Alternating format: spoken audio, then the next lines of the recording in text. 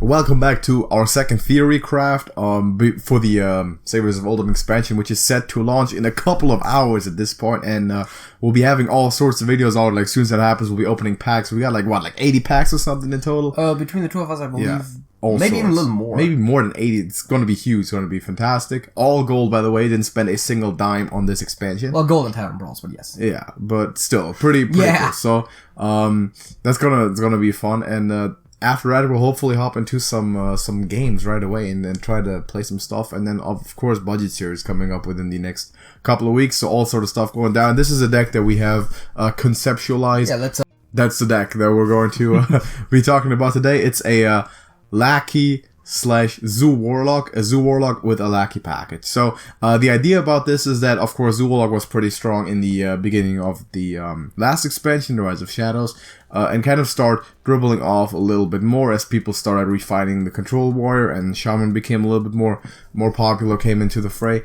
And this deck right now, I think, is going to have a pretty good time, especially in the early days of the next expansion, as people start to figure out control decks. I would argue that this might be the deck to play, like, on launch. Yeah, it seems very intuitive because it's a working formula that, in my opinion, has been improved. Just improved, because we still have all the Rise of Shadows cards available. We still have the Reform top end. We didn't lose anything. And the Lackey synergy that Warlock got with this expansion seems rather significant. So you look at the key cards that were added to this deck. Starting off with Sinister Deal. Just discovering a Lackey, we said during our review that this is going to be a powerful card in Zoo, because not only do you get that good Lackey, but you also get to pick one, and that means you're guaranteeing yourself an offensive Lackey, which most of the time you want, obviously. You're never going to be forced to take the Taunt Lackey, which they have added. That's a good workaround for that. Or the Ethereal Lackey, which sometimes in an aggressive point in the game, you don't want. Yeah, you get your Faceless, your Cobalt Lackeys. They make a lot. That obviously make a lot more sense. And next we have, we still have Solarium. Obviously, we have the Evil Recruiter. And Evil Recruiter that's a very good card. I think this is going to be one of the key cards of the deck. That's going to, first of all, transform this into a more mid-range-ish deck in terms of potential, but also allow it to really, really go push for stuff. Because say you play. You have a Lackey down by turn 2, you play this, and you put 8/8 on the board. You know, that's great on turn 3. That's tough to handle. Yeah. And, aggro decks usually cannot really do that. And you can. It's also not even that far fetched. Like, Sinister Deal into Lackey into Evil Recruiter is possible. That's absolutely possible. Like, might easily happen. And we have some other Lackey generation also. On 4, it's very realistic when you have Cable Rat and Evil Genius available. I feel like Evil Recruiter is an automatic keep if you have Rat or Sinister Deal on hand, like in the mulligan, maybe even the Evil Genius. I think Evil Recruiter is always a keep unless you're completely starved for one drops. Yeah, unless you're sitting there with 2 Sea Giants and exactly. Reform, then of course not. But if you would mulligan those anyway. If you have a Flame Imp or a Makaru or a Void Walker, I would probably always keep Evil Recruiter. It doesn't seem like a bad idea at all, because as soon as you get that Lackey, you got a pretty good play. So next one is also Lackey synergy, the Dark Pharaoh Takan, and this is one that still seems a bit dubious to us. One of the probably the legendary that seems the least necessarily in this deck, if that makes any sense. But it's still a decent card, and if you drop it on 5, you know you have the late push, and you basically dropping Quest Rogue Light, I want to say, because you're still going to play Lackeys. You're going to play an average of 8 Lackeys, 6 to 8 Lackeys in this deck, I would imagine. Also, just the general idea that, as you said, this becomes not necessarily less aggressive, but still has more late game potential. Has more mid-range potential. And with the Dark Pharaoh, that potential is also significantly increased. Yeah. Now, just a 5-mana 4/4, of course, isn't that strong, but consider all you need is have one Lackey on the board. It's immediately a 4/4, and you're playing an 8, and you put 8 in stats.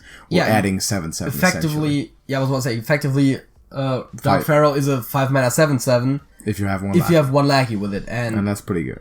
Exactly. And it only gets better over time. So that seems very, very strong. And with the Lackeys coming out, obviously you're pushing good battle cries of 1-mana 4/4s. That can't be too bad in Hearthstone. Reform, obviously, we still have in there as the late game potential against control-ish archetypes to at least give yourself a chance. And That's the main package, the central package of the Warlock cards that are included, and we basically just integrated it into the Zoo style, sort of where there was already pretty much given the Rise of Shadows expansion. We still have the 1-drops, we still have, as you can scroll down a little bit to see the curve, 13 of, we can't see the curve. Okay, the curve isn't there, unfortunately, but we still have 13 1-drops, I believe. That seems correct. Yes, that was correct. Which is a lot. Now, of course, the Solarium and Abusive Sergeant Grimmarley you don't really want to play, but you usually, in most cases, will have a decent curve to play off of, and this is still aggressive enough to be a full-out Zoo Warlock. The argument that also applies to the old Zoo Lock, of course, is that Warlock is the one class that is allowed to have a lot of very cheap things because you have card draw on your hero power. Yeah, you can draw, exactly. And you also now have card generation with the Lackeys. You should not run out of resources with this deck ever, which makes it good. Magic Carpet, another key card that we've obviously already seen in the last expansion. Everyone underrated it. We said it was weird. When it was released or revealed, we said this is weird, like 2 stars, kind of dubious, probably not going to see play. Well, wrong. Magic Carpet is absolutely key. One of the most important ones to enable the entire archetype, specifically because it goes with Lackeys, so we can only imagine that it will be even stronger. Magic Carpet in this should be even stronger than it was in the previous iteration of this deck in the last expansion. So. Yeah, and as I said, this is basically the best deck to play at the start of the expansion because we know that the Zoo Warlock archetype works, and generally our advice would be play a deck that you know works rather than some new experimentation. This is going to be the most refined deck on day 1. Yeah. And probably week 1. So if you want to get that early head start to steal some ranks, climb up that ladder, some deck like this, some list like this. Absolutely not necessary to craft Takan.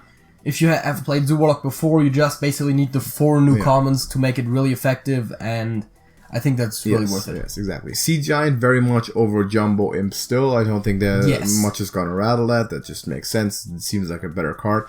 And we have the general aggro support. You know, Direwolf, Knife Juggler, and Leroy Jenkins, just the classic package that basically goes into all of those decks all the time. And there's no good reason to take those out for anything else. So, if the deck has a high enough quota of drawing 1-drop cards and making plays on 1, I think it's pretty much fine this way. If not, you would probably want to sack the least important legendary for another 1-drop, which could be an Argent Squire, for example. Yeah, I think Argent Squire is the best non-included 1-drop. Maybe Crystallizer. That's what's going to be revealed over the course of like trying it out in practice. But other than that, this deck is very refined.